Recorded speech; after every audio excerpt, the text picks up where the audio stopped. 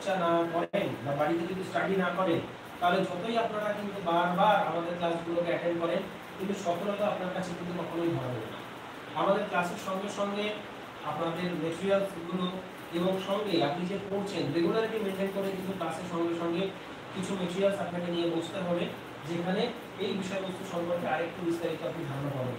তাহলেই কিন্তু আপনার এই বিষয়বস্তু সম্পর্কে ধারণা পরিষ্কার হবে এবং আপনিও বিষয়বস্তু সম্পর্কে একটা ধারাবাহিক কিছু জ্ঞান অর্জন করতে পারবেন।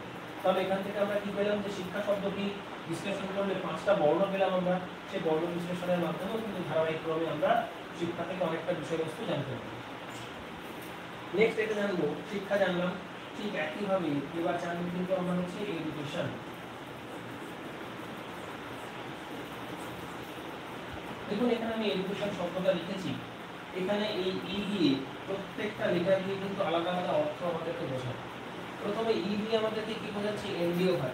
এন্ডিওভার শব্দটা সম্পর্কে আপনারা প্রত্যেকেই অবগত, জানেন মিনিমাম।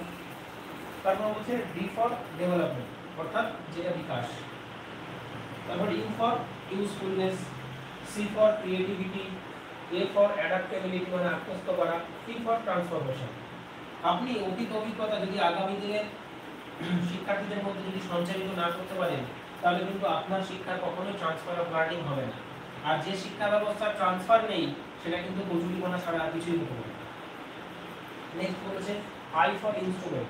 আমরা প্রায়শই দেখি বা বিভিন্ন কোশ্চেন আমরা দেখতে পাই যে education is an instrument of social change. সমাজ পরিবর্তনের হাতিয়ার হিসাবে শিক্ষাকে বিবেচনা করা। তাহলে শিক্ষা ছাড়া কোনো অবস্থাতেই আমরা জানি যে সমাজ পরিবর্তন হতে পারে না। এই প্রসঙ্গে আপনাদেরকে বলি যে শিক্ষার মূলত কিন্তু দুটি উদ্দেশ্য। একটিকে বলা হচ্ছে শিক্ষার্থীর সর্বাঙ্গীন বিকাশ সাধন করা, আর দ্বিতীয়টি বলছে সমাজের অগ্রগতির পথকে ত্বরান্বিত করা। তাহলে সমাজের অগ্রগতির পথ ত্বরান্বিত হতে গেলে যেটা স্বাভাবিক নিয়মে দরকার, সেটা হচ্ছে কি, শিক্ষা। শিক্ষাই একমাত্র পারে আমাদের মনে অন্ধকার থেকে বা সমাজ থেকে অন্ধকার আচ্ছন্ন বিষয়বস্তুগুলোকে দূরে সরিয়ে দিতে এবং আমাদেরকে আলোকপথ দেখাতে। এরপরে আমরা যেটা পাবো ও ফর অবলাইজেশন, অর্থাৎ মান্যতা দান করা। আপনি সঠিক জিনিসটা জানেন কিন্তু তারপরেও ভুলের পক্ষ নিয়ে সবসময় লড়াই করছেন, তাহলে আপনি কখনো নিজেকে বলতে পারবেন না যে আপনি শিক্ষিত ব্যক্তি। এরপরে যেটা আমরা জানবো সেটা হচ্ছে এন ফর হচ্ছে ন্যাশনালিজম, জাতীয়তাবোধ। একজন শিক্ষকের সাধারণত 3 ধরনের গুণ থাকা বাঞ্ছনীয়। একটি হচ্ছে তার পেশাগত গুণাবলী, একটি হচ্ছে তার ব্যক্তিগত গুণাবলী, আর 3 নম্বরটা হচ্ছে সমাজের একজন যোগ্য নাগরিক হিসেবে তার কি কার্যকলাপ।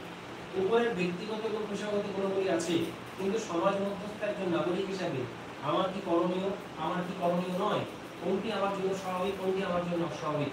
একজন শিক্ষিত ব্যক্তি, একজন শিক্ষক হিসাবে যিনি হচ্ছেন সমাজের মেরুদণ্ড তৈরি কারিগর, তার কাছে কিন্তু প্রত্যেকটি ব্যক্তি বা প্রত্যেক শিক্ষার্থী নানাভাবে এটাই আশা করে বা এটাই প্রত্যাশা করে তিনি আমাদেরকে কিভাবে পড়া দেখাবেন। অতএব একজন শিক্ষকও খুব গুরুত্বপূর্ণ অবস্থান রাখে। তাহলে আমরা এখান থেকে দেখতে পেলাম ইংরেজি এডুকেশনের যদি আমরা দেখি, আরেকবার বলে দিচ্ছি আপনাদেরকে রিপিট করি।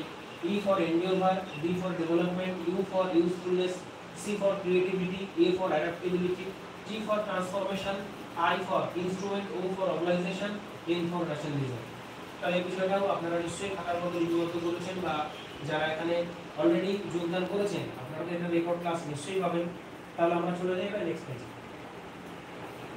তাহলে এতক্ষণ ধরে আমরা যে আলোচনাটা করলাম সেখানে কিন্তু শিক্ষা সম্পর্কে, শিক্ষা এবং এডুকেশনে ভিন্ন ভিন্ন অর্থ বা ধারাবাহিকতা সেটা নিয়ে আমরা কিন্তু আলোকপাত করেছি। এবার আমরা যে বিষয়টা যাবো একটু জেনে নেওয়া দরকার। এতক্ষণ শিক্ষার মূল মানদণ্ডগুলো নিয়ে আমরা আলোচনা করলাম। এবার আলোচনা যেটা করব সেটা হচ্ছে স্বামী বিবেকানন্দ শিক্ষা সম্পর্কে কি বলেছেন।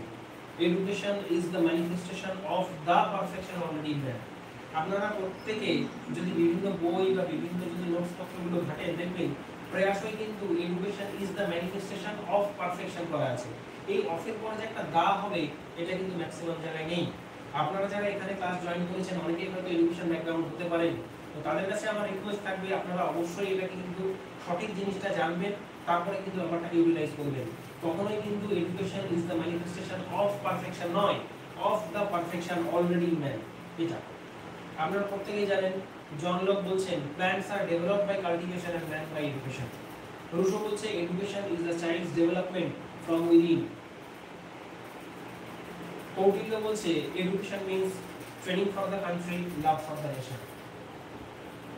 গান্ধীজি বলছে by education I mean an all